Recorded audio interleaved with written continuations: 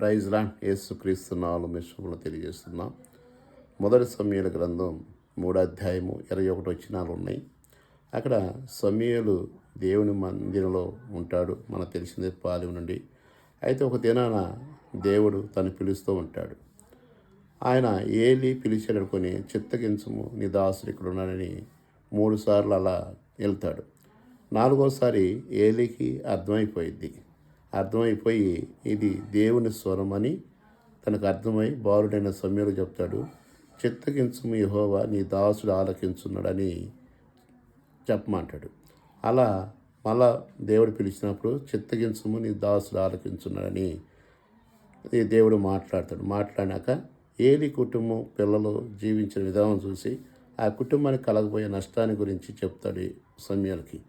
తెల్లారి ఏలి అడుగుతాడు, నువ్వు ఒట్టే చెప్పు, దేవుడు నీతో ఏం చెప్పాడని. జరిగినంతా చెప్తాడు. అప్పుడు ఏలి ఓ చక్కని మాట 18వ అధ్యాయంలో మధ్యలో అంటాడు, యెహోవా దృష్టికి ఏది అనుకూలమో అది చేయును కాక. ఎంత చక్కని మాట అండి.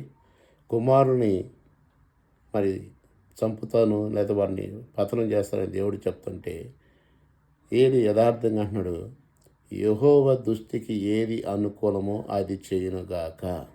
మనం కూడా ఈ మాట అంటే ఎంత బాగుండు. ఇది చదివినాక చాలాసార్లు చదివాం. ఇది ఇప్పుడు నా హృదయాన్ని తాకింది. అందుకు మీతో పెంచుకున్నాను. మన జీవితంలో, మన కుటుంబాల్లో, పిల్లల విషయాల్లో దేవుడు మనకి ఏది అనుకూలమో అది చేస్తాడు. మన చింత యావత్తు దేవుని మీద వేద్దాం. ఆమేన్.